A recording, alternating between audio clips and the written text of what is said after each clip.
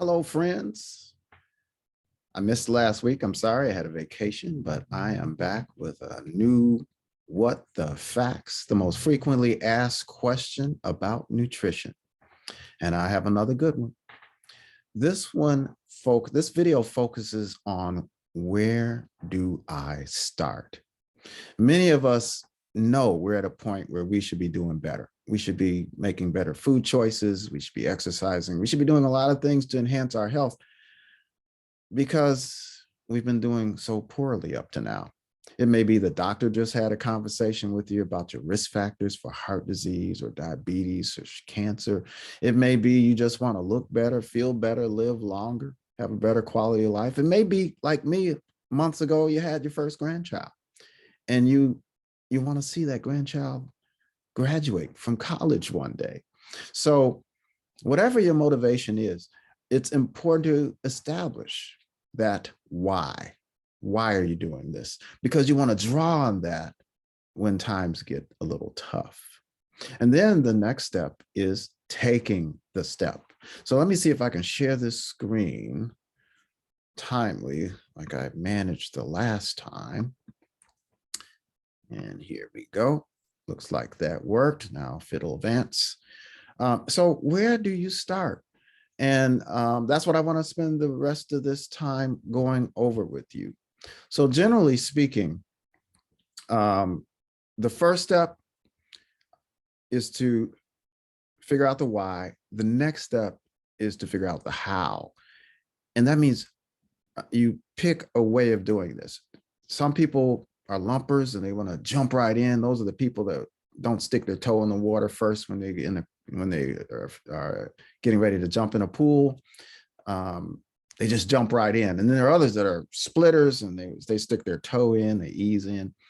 I'm going to follow along the pathway of the splitters, the gradual. That's how I got to where I am today. And so the first step is to create a list of healthy foods. All right. And so what are healthy foods? These are foods that are minimally processed, foods that are considered whole foods, foods that don't have a lot of added salt, sugar, don't have any added salt, sugar, or oils. And so they are generally in your produce section. So that's when you go to the store, you hang that right, and you see that rainbow color of all those vegetables and fruits. That's where you want to hang out. When you know you're spending most of your time in that section, 20, 30 minutes, and just a few minutes in other sections, you know you will have arrived. So this is just an example. Several years ago, when I started this process off, I made my list of foods. It was 10 at the time, but now I think 15 would have been better in retrospect, because these were the foods I had. As my honorable mentions, I had 5 other foods. So this was my list from years ago. And it's just an example. You can come up with your own list of healthy foods that you want to eat in servings, except for, of course, those onions and garlic. You'd have to have a ton of breath mints for those. But I'm speaking mostly, the fruits and the veggies and the beans and things like that. And you can figure out what the servings are. We're talking about a half a cup of cooked beans. We're talking about half a cup of cooked brown rice, a slice of whole grain, whole wheat bread as a serving, although that's kind of processed, but still it's a step. But those are just examples of servings. And so once you have your list together, then you make sure you have it available. So you're going to spend some time on the weekend or whenever you have time off to make sure you have everything on that list in your refrigerator or cupboard, cabinet, ready for you to roll, so that you have planned it out ahead and you don't have to be scampering to the store on weeknights or weekdays. And so you want to have balance to your plate. So you want to diversify as you pick off of that list, so that, and make sure your list has members in each one of those families: the fruit family, the fruit area, the whole grains. These are minimally processed grains like quinoa, like old-fashioned oats, or even oat groats or steel cut oats, like the dried beans, or even cooked beans that don't have salt added, that may be canned. But you want to make sure that you have members of each one of those groups, so there's balance, and so that you have also a chance of being full each time you eat, because the grains and the beans have the fiber. So they have the offerings that keep your bowels regular, that keep you full. And that's where a lot of your protein comes from. I made a video on that. Remember, you don't have to worry about where you're going to get your protein when you're eating less or no meat, egg, or dairy. And notice there's no meat, egg, or dairy on this plate. So we will proceed. And that plate was from PCRM.org, the Physicians Committee for Responsible Medicine. I'm a member of that committee. It was founded by Dr. Neil Barnard and his group. They have a wonderful presence on YouTube and on the internet. So you start with a daily serving or more of 2 to 3 foods that are on your list. I said except, we don't consider eating like servings of onion or garlic, but they're superfoods. That's why I had them on my list. I just didn't want to forget to have them on in my kitchen. So start with a daily serving. If you average, like most Americans, just a couple of servings of fruit or veggies daily, then you're going to start with 3. If you average 3, you'll start with 4. You want to go 1 up from whatever your average is so that you're making progress with whole foods. And you're going to add an additional serving each month. So you'll be making 1 step up each month. Don't focus too much on what you shouldn't be eating. We're going to get to that in a few seconds.